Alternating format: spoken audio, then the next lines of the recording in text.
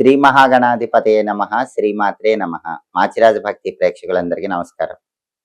June 11వ తేదీ నుంచి June 20వ తేదీ వరకు ఈ 10 రోజుల్లో గ్రహాల సంచారం బట్టి ద్వాదశ రాశుల వాళ్ళకి రాశి ఫలితాలు ఏ విధంగా ఉండబోతున్నాయో, అలాగే ఏ గ్రహాలు అనుకూలంగా ఉన్నాయో, ఏ గ్రహాలు వ్యతిరేకంగా ఉన్నాయో, అనుకూల గ్రహాల అనుకూలత పెరగాలన్నా, వ్యతిరేక గ్రహాల వ్యతిరేకత తగ్గింపజేసుకోవాలన్నా, ద్వాదశ రాశుల వాళ్ళు ఎలాంటి పరిహారాలు చేసుకోవాలో, ఏ దేవీ దేవతల ఆలయ దర్శనం చేయాలో, ఏ మంత్రాలు చదువుకోవాలో, ఏ స్తోత్రాలు పఠించాలో, ఎలాంటి దానాలు ఇవ్వాలో, గోమాతకి ఎటువంటి ఆహారం తినిపించాలో, ద్వాదశ రాశుల వారికి ఈ 10 రోజుల్లో భవిష్యత్ ఎలా ఉండబోతోందో ఈ వీడియోలో మనం తెలుసుకుందాం. తదుపరి సింహరాశి. సింహరాశి వాళ్ళకి జూన్ 11వ తేదీ నుంచి జూన్ 20వ తేదీ వరకు రాశి ఫలితాలు పరిశీలిస్తే 10 రోజుల రాశి ఫలితాలు చూసుకునేటప్పుడు ప్రధానంగా రవి, బుధుడు, కుజుడు, శుక్రుడు ఈ 4 గ్రహాల సంచారాన్ని తీసుకోవాలి. ఈ 4 గ్రహాల సంచారంలో సూర్యుడు సింహరాశి వాళ్ళకి 10, 11 స్థానాల్లో సంచరిస్తూ చాలా విశేషమైనటువంటి యోగాన్ని కలిగింపజేస్తున్నాడు. జూన్ 11 నుంచి జూన్ 15 వరకు సింహరాశి వాళ్ళకి 10వ స్థానంలో సంచరిస్తూ గవర్నమెంట్ ఉద్యోగాన్ని అనుగ్రహించేలాగా ఉన్నాడు. సింహరాశి వాళ్ళు ఎవరైనా సరే ఖచ్చితంగా జూన్ 11 నుంచి జూన్ 15 మధ్యలో గవర్నమెంట్ జాబ్ రాస్తే 100% మీకు జాబ్లో ప్రవేశించే అవకాశం ఉంటుంది. అంటే మీరు సెలెక్ట్ అయ్యే అవకాశం ఉంటుంది.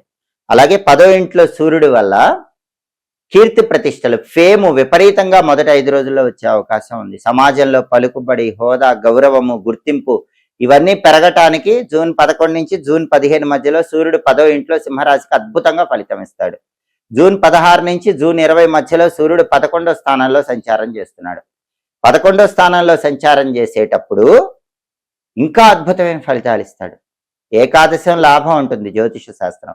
కావలసిన చోటికి మంచి హై ప్యాకేజ్తో ఇంక్రిమెంట్తో ట్రాన్స్ఫర్ అయ్యే విధంగా చేస్తాడు. సమాజంలో టాప్ పొజిషన్లో నిలబెడతాడు. కెరీర్ పరంగా సూర్యుడు టాప్ పొజిషన్లో నిలబెడతాడు.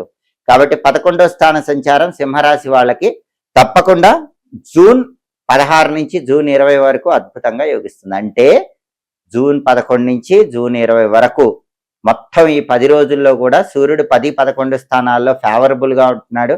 మీకు ఎక్సలెంట్ రిజల్ట్స్ ఇస్తాడు. కాబట్టి సూర్యుడికి సంబంధించి సింహరాశి వాళ్ళు ఎలాంటి పరిహారాలు చేసుకోవాల్సిన అవసరం లేదు. ఆ తర్వాత బుధుడు 11వ స్థానంలో చాలా అద్భుతంగా ఫేవరబుల్ రిజల్ట్స్ ఇస్తున్నాడు. సింహరాశి విద్యార్థులు ఎవరైనా సరే కొద్దిగా చదివితేనే బ్రహ్మాండమైన మెమరీ పవర్తో టాప్ పొజిషన్లో ఉంటారు. నిరుద్యోగులు ఎవరైనా సింహరాశి వాళ్ళు ఇంటర్వ్యూలకు వెళితే హై ప్యాకేజ్ జాబ్ వస్తుంది, క్వాలిఫికేషన్కి తగిన జాబ్ వస్తుంది. కాబట్టి కెరీర్లో నిలదొక్కుకోగలుగుతారు. వ్యాపారం కూడా మీరు అనుకున్న లాభాల కంటే 10 రెట్లు ఎక్కువ లాభాలు రావడానికి అవకాశం ఉంటుంది. ఎందుకంటే విద్యార్థులకి, నిరుద్యోగులకి, వ్యాపారస్తులకి, సింహరాశి వాళ్ళకి బుధుడు 11వ స్థానంలో చాలా అద్భుతమైనటువంటి యోగాన్ని కలిగింపజేస్తున్నాడు. అందువల్ల బుధుడికి సంబంధించి కూడా ఎలాంటి పరిహారాలు చేసుకోవాల్సిన అవసరం సింహరాశి వాళ్ళకి లేదు.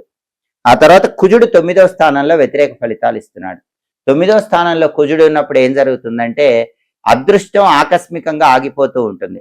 రావాల్సినటువంటి ప్రాపర్టీస్ ఏవైనా ఉంటే అవి రావటం తరచుగా ఆగిపోతూ ఉంటాయి. చేతి వరకే వచ్చింది, నోటికి రాదు. అలాగే ఫుడ్ బిజినెస్ చేస్తున్నా కూడా డల్గా ఉంటుంది. బ్రదర్స్ వల్ల డిస్ప్యూట్స్ ఉంటాయి. బ్రదర్స్, సిస్టర్స్ ఇలాంటి వాళ్ళతో గొడవలు ఉండే అవకాశం ఉంది. కొంచెం జాగ్రత్తగా ఉండాలి. అలాగే 9వ స్థానంలో కుజుడు ఉన్నాడు కాబట్టి బ్లడ్ రిలేటెడ్ ప్రాబ్లమ్స్ వచ్చే అవకాశం ఉంటుంది. ఆ విషయంలో కూడా హెల్త్ పరంగా కేర్ఫుల్గా ఉండాలి. కుజుడు వ్యతిరేకంగా ఉన్నాడు కాబట్టి కిరాణా, కాపర్ మెటీరియల్ ఇలాంటి వ్యాపారాలు చేసినా కూడా వ్యతిరేక ఫలితాలే వస్తూ ఉంటాయి. కుజుడికి సంబంధించి పరిహారాలు చేసుకోవాలి. 9వ ఇంట్లో కుజుడు ఇచ్చే వ్యతిరేక ఫలితాలు పోవాలంటే నరసింహస్వామి ఆలయ దర్శనం చేయాలి. లక్ష్మీ నృసింహ కరావలంబ స్తోత్రం చదవాలి. అలాగే కందులు ఒకసారి పంతులు గారికి దానం ఇవ్వాలి. కేజింబో కందులు ఎర్ర వస్త్రంలో మూట కట్టి దానం ఇస్తే చాలా మంచిది. లేదా నానబెట్టిన కందులు బెల్లంతో కలిపి ఆవుకు పెట్టినా కూడా ఈ కుజుడు ఇచ్చే వ్యతిరేక ఫలితాల నుంచి బయటపడచ్చు. ఓం నమో నారసింహాయ అని ఎల్లవేళ్ల రోజు 21 సార్లు చెప్పించుకుంటే కుజుడి సంపూర్ణమైనటువంటి అనుగ్రహానికి పాత్రలు కావచ్చు. అలాగే శుక్రుడు 12వ స్థానంలో అంటే వ్యయ స్థానంలో ఈ 10 రోజుల్లో సంచారం చేస్తున్నాడు. 12వ స్థానంలో శుక్రుడు ఉన్నప్పుడు యంత్రాల మీద వెళ్లే వాళ్ళు కొంచెం జాగ్రత్తగా ఉండాలి. యంత్ర పరికరాలతో పనిచేసేటప్పుడు జాగ్రత్తగా ఉండాలి. వాహనాల మీద వెళ్ళేటప్పుడు జాగ్రత్తగా ఉండాలి. అంటే యంత్రాల మీద వెళ్ళటం అంటే యంత్రాలకు సంబంధించిన పనుల్లో ఇన్వాల్వ్ అయి చేసుకుంటూ వెళ్ళిపోవటం అని అర్థం. యంత్రాల మీద పనిచేస్తున్నా, వాహనాల మీద వెళుతున్నా శుక్రుడు 12వ ఇంట్లో ఉన్నాడు కాబట్టి సింహరాశి వాళ్ళు జాగ్రత్తగా ఉండాలి. లేకపోతే యంత్రాల దగ్గర ప్రమాదం జరిగే అవకాశం ఉంటుంది. వాహనం మీద నుంచి వెళ్తూ కింద పడిపోయే అవకాశం ఉంటుంది. 12వ ఇంట్లో శుక్రుడు ఈ రకమైనటువంటి ఫలితాలను ఇస్తూ ఉంటాడు కాబట్టి అప్రమత్తంగా వ్యవహరించాలి. 12వ ఇంట్లో శుక్రుడు ఇచ్చే వ్యతిరేక ఫలితాలు పోవాలంటే నానబెట్టిన అలసందలు ఆవుకు పెట్టడం కానీ, కేజింబావు అలసందలు తెల్ల వస్త్రంలో కట్టి పంతులు గారికి దానం ఇవ్వటం కానీ చేయాలి. అవి చేసుకుంటే శుక్రుడు ఇచ్చే వ్యతిరేక ఫలితాల నుంచి చాలా సులభంగా బయటపడచ్చు. అంతేకాకుండా ప్రధానంగా శుక్రుడు బాలేడు కాబట్టి సినిమా, టీవీ రంగాల్లో, సంగీత, నాట్య రంగాల్లో కూడా ఒడిదుడుకులు ఉంటాయి. టెక్స్టైల్, లేడీస్ ఎంపోరియం, బోటిక్ లాంటి వాటిల్లో కూడా ఒడిదుడుకులు ఉంటాయి. అవన్నీ తొలగింపజేసే అద్భుతమైన మంత్రం ఓం శ్రీ రాజమాతంగ్యై నమః. ఓం శ్రీ రాజమాతంగ్యై నమః అనే మంత్రం రోజు 21 సార్లు చదువుకోవాలి. రాజరాజేశ్వరి అష్టకం చాంటింగ్ వినాలి. అలా చేసుకుంటే కూడా శుక్రుడు ఇచ్చే వ్యతిరేక ఫలితాల నుంచి బయటపడచ్చు. కాబట్టి సింహరాశి వాళ్ళకి ప్రధానంగా రవి మొత్తం 10 రోజులు ఫేవరబుల్ గా ఉన్నాడు. బుధుడు మొత్తం 10 రోజులు ఫేవరబుల్ గా ఉన్నాడు.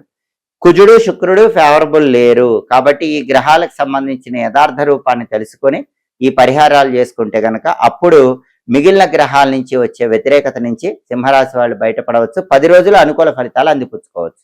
జ్యోతిష శాస్త్ర పరంగా అదృష్టం తొందరగా లభించాలంటే, దురదృష్టం దరిదాపుల్లోకి రాకుండా ఉండాలంటే ఘాతవారం రోజు కొన్ని ప్రత్యేకమైనటువంటి పనులు ఎట్టి పరిస్థితుల్లో చేయకూడదు.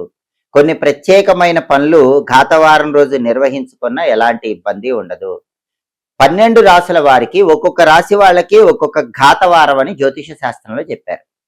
ఘాతవారం రోజు ఏం చెయ్యకూడదో జ్యోతిష శాస్త్ర గ్రంథాల్లో చెప్పారు. ఘాతవారం రోజు ఎట్టి పరిస్థితుల్లో ప్రయాణాలు చెయ్యకూడదు. ఘాతవారం రోజు ఒక పని మీద బయలుదేరి ప్రయాణం చేస్తే ఆ పని అవ్వదు. ప్రయాణాల పరంగా వ్యతిరేక ఫలితాలు వస్తాయి. ఘాతవారం రోజు వ్యవసాయ సంబంధమైన పనులేవి ప్రారంభించకూడదు. బావులు తవ్వటం, చెరువులు తవ్వటం, కాలువలు తవ్వటం, బోరింగులు వేయించుకోవటం ఇలాంటివి ఏవి కూడా ఎవరైనా సరే వాళ్ళ రాశికి ఘాతవారం ఉన్న రోజు చేసుకోకూడదు. కొత్తగా వ్యాపారాలు ప్రారంభించాలనుకునే వాళ్ళు ఘాతవారం రోజు కొత్తగా వ్యాపారాలు ఎట్టి పరిస్థితుల్లో ప్రారంభించకూడదు. వ్యాపార సంబంధమైన విషయాలు, వ్యవసాయ సంబంధమైన విషయాలు, ప్రయాణానికి సంబంధించినవేవి కూడా ఘాతవారం రోజు చెయ్యకూడదు అని జ్యోతిష శాస్త్ర గ్రంథాల్లో చెప్పడం జరిగింది. తీర్థయాత్ర లాంటివి కూడా ఘాతవారాల్లో ప్రారంభించకుండా ఉండటమే మంచిది. అలాగే చాలా మంది తెలియక బ్రహ్మాండమైన ముహూర్తం పెట్టుకుని గృహప్రవేశం ఘాతవారం రోజు చేస్తారు. గృహప్రవేశం ఘాతవారం రోజు చేస్తే ఆ ఇంట్లో ఎక్కువ కాలం ఉండరు. తొందరలోనే ఖాళీ చేయటమో అమ్ముకోవటమో జరుగుతుంది. ఘాతవారం రోజు గృహప్రవేశం చేయకూడదు. మరి ఘాతవారం రోజు ఏం చేసుకోవచ్చు? పెళ్లి చేసుకోవచ్చు. మీకు పెళ్లి ఘాతవారం రోజు జరిగినా ఇబ్బంది లేదు. ఉపనయనం, ఒడుగు చేసుకోవచ్చు. యజ్ఞయాగాదులు, హోమాలు చేసుకోవచ్చు. అలాగే పట్టాభిషేకం చేసుకోవచ్చు. పట్టాభిషేకం అంటే పూర్వకాలంలో రాజులకు చేసేవాళ్ళు. ఆధునిక కాలంలో అయితే ఉద్యోగంలో మీకు ఒక అధికార పదవి, హోదా ఇవ్వాలనుకుని ఆ అధికార పదవి, హోదా ఇవ్వాలనుకున్నప్పుడు ఘాతవారం రోజు ఇచ్చినా దోషం ఉండదు. అలాగే ఆడవాళ్ళకి సీమంతం ఘాతవారం రోజు చేయొచ్చు. అందులో ఏ దోషము లేదు. కాబట్టి ఏవి చేయవచ్చో అవి చేయాలి, ఏవి చేయకూడదో అవి చేయకూడదు. ఘాతవారం అనేది ఒక్కొక్క రాశి వాళ్ళకి ఒక్కొక్క రోజుగా జ్యోతిష శాస్త్రంలో చెప్పారు. మేషరాశిలో జన్మించిన వాళ్ళకి ఆదివారం ఘాతవారం, వృషభ రాశి వాళ్ళకి శనివారం ఘాతవారం, మిథున రాశి వాళ్ళకి సోమవారం ఘాతవారం, కర్కాటక రాశి వాళ్ళకి బుధవారం ఘాతవారం, సింహరాశి వాళ్ళకి శనివారం ఘాతవారం, కన్యారాశి వాళ్ళకి శనివారం ఘాతవారం, తులారాశి వాళ్ళకి గురువారం ఘాతవారం. కాబట్టి మీ రాశికి ఘాతవారం అని ఎప్పుడైతే చెప్పారో ఆ వారం రోజు ఇప్పుడు చెప్పిన ఏ పనులు కూడా చేయకూడదు.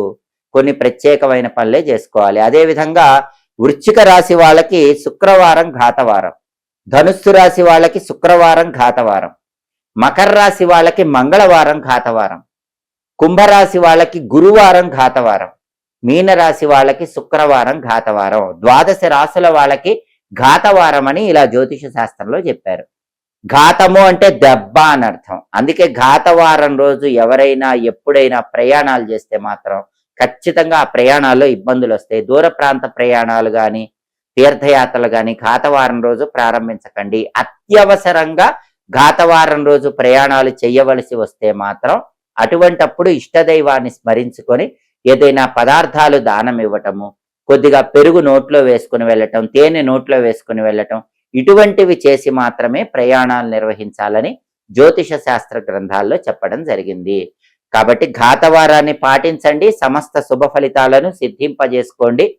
ఎప్పటికప్పుడు గ్రహాల సంచారాన్ని బట్టి దినఫలాలు, మాస ఫలాలు, 10 రోజుల ఫలితాలు, సంవత్సర ఫలితాలు వీటన్నిటినీ తెలుసుకోవాలన్నా గ్రహాల సంచారంలో వచ్చే మార్పును బట్టి ఒక్కొక్క గ్రహం ఖగోళంలో మారినప్పుడు అది 12 రాశుల మీద ఎలాంటి ప్రభావాన్ని చూపిస్తుందో తెలుసుకోవాలనుకున్నా మాచిరాజ్ భక్తి ఛానల్ తప్పకుండా చూడండి. మా వీడియోస్ మీకు నచ్చినట్లయితే మా ఛానల్ లైక్ చేయండి, కామెంట్ చేయండి.